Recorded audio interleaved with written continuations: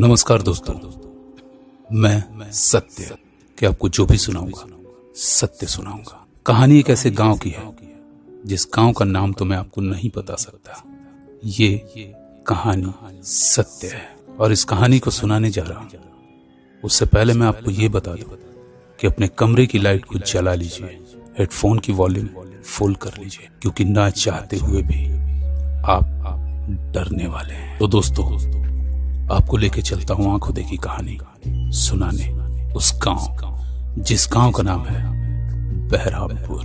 नाम काल्पनिक है लेकिन कहानी बिल्कुल 100% सच है। ये कहानी एक ऐसे गांव की है जहां आज भी लोग रातों में दहशत में जीते हैं। उनके सपनों में परियां नहीं, परियों की जगह मौसी मां डायन आती है। इस पूरे गांव को ही भूतिया गांव कहते हैं। रात को कोई भी अपने घर से बाहर नहीं निकल सकता, खासकर मर्द। रात में तो घर से बाहर एक कदम भी रखना जैसे अपनी मौत को बुलावा देना है। सच पूछो तो कदम बाहर रखे तो कुछ ना कुछ तो होगा। ऐसा बोला जाता है कि बहरामपुर में सिर्फ मौसी मां नहीं बल्कि उनकी पूरी टोली है, जिसे यहाँ के लोग डायन टोली के नाम से जानते हैं। पूरा का पूरा गांव ही अभिशापित है। वहां के लोग बताते हैं कि जब कभी उन्हें काम से बाहर लौटने पर देर हो जाती है तो उन्हें रास्ते में तरह तरह की आवाजें सुनाई पड़ती हैं। ऐसा लगता है जैसे उनका कोई पीछा कर रहा हो। कभी घुंघरू की आवाज, कभी पीछे से कोई आवाज देता है। ऐसा लग रहा हो जैसे उसकी आत्मा को झकझोरने के लिए कोई तैयार उनके पीछे आ रहा हो, लेकिन पीछे मुड़कर देखने पे कोई नजर नहीं आता। यहाँ के लोग बहुत ही घबराए रहते हैं, क्योंकि पता नहीं कब किस जगह कौन सी डायन उन्हें आकर वश में कर ले। इस गांव के 45 से ज्यादा लोग गायब हो चुके हैं, जो कभी आज तक वापस नहीं आए। 20 से ज्यादा मौतें हो चुकी हैं और इन मौतों का ठिकाना है खंडहर घर। लोग इसे शमशान घाट भी कहते हैं। और शाम होते ही उस घर की तरफ कोई जाना तो दूर, जाने की सोचता भी नहीं। यहां तक कि दिन दहाड़े भी गांव के युवाओं को वहां जाने की सख्त मनाही है, क्योंकि अभी तक जो वहां गया वो वापस कभी लौट कर नहीं आया।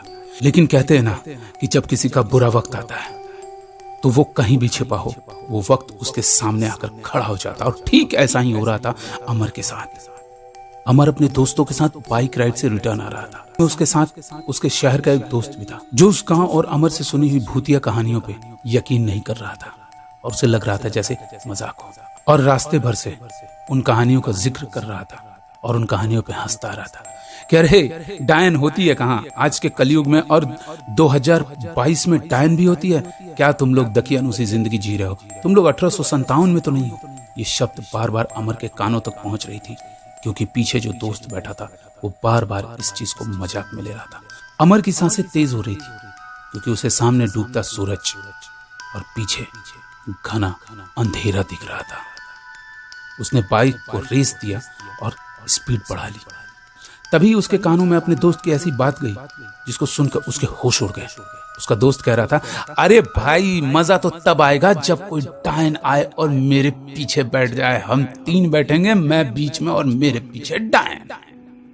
ये सुनकर अमर को ऐसा लगा जैसे दिल तो किया कि एक घुसा मार के उसे गाड़ी से नीचे गिरा दो, लेकिन वो नहीं कर सकता था, क्योंकि वो दोस्त उसी के भरोसे शहर से आ रहा था गांव देखने।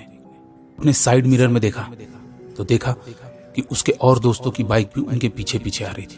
तो उसे थोड़ी सी राहत मिली कि चलो इसकी घटिया बातों से डरने की जरूरत नहीं, हमारे और भी दोस्त हमारे साथ ही चल रहे हैं। घना अंधेरा और कोहरा होने लगा था और बाइक सड़क पे 80 की रफ्तार में जाए से जा रही थी। तभी बाइक की लाइट में दूर एक लड़की हाथ हिलाते हुए रुकी। वो ऐसा कह रही थी जैसे बाइक रोक।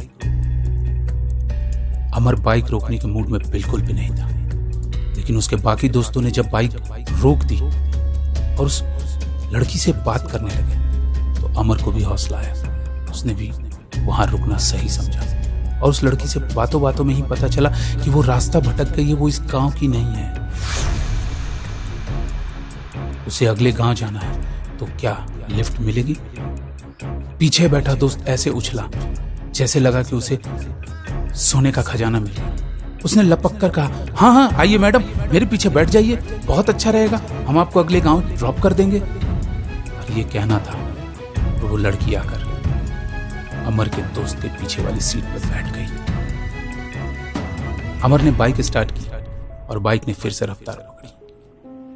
अमर को अचानक कुछ अटपटा सा लग रहा था। उसे ऐसा लग रहा था जैसे उसकी बाइक उसके कंट्रोल से बाहर है। वो मोड़ना किसी और तरफ चाहता था, लेकिन बाइक सीधे स्ट्रेट जा रही थी। बाइक चलती गई चलती गई चलती गई। इवन उसने ये चाहा कि बाइक को मैं बंद कर दूं, लेकिन बाइक बंद भी नहीं हुई। अमर चाह के भी बाइक को रोक नहीं पा रहा था। तभी पीछे से उस लड़की ने कहा कि बाइक रोको, मुझे यहीं उतरना है। और इतना कहना था कि बाइक धाड़ से रुक गई। ऐसे लगा जैसे किसी अदृश्य ताकत ने बाइक को तुरंत से रोक दिया। अमर ने अपने चारों तरफ नजरें घुमा के देखी। अमर पसीने से नहा चुका था। अमर की सांसें तेज होने लगी थी। अमर को ऐसा लग रहा था जैसे कि उसकी आत्मा उसके मुंह से बाहर निकल जाएगी। ये वही घर था, डायन मौसी का घर, जहां रात तो रात, दिन में भी कोई जाना नहीं चाहता था। और अमर आधी रात को उस डायन घर के सामने था। तभी अमर ने पीछे मुड़ के देखा कि शायद मेरे दोस्त भी मेरे पीछे हों, लेकिन उसके हाथ सिर्फ और सिर्फ घना कोहरा और अंधेरा ही याद आया। उसके दोस्तों का अता पता कुछ नहीं था। उस जगह पे अमर, उसका दोस्त और वो लड़की, और सामने डायन घर था।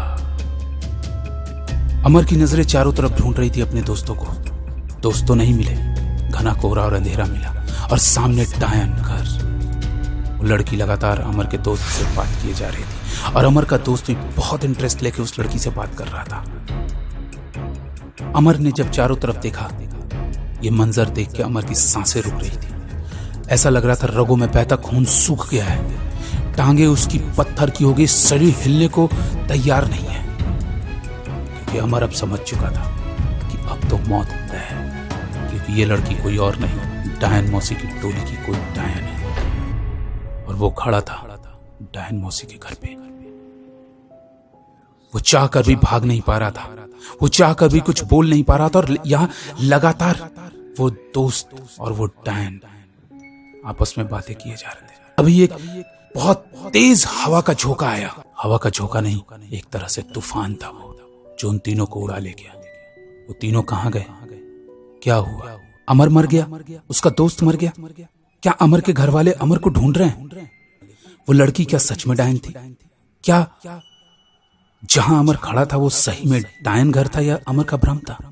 अगर इन सब बातों को आप जानना चाहते हैं तो सुनिए डायन का दूसरा चैप्टर।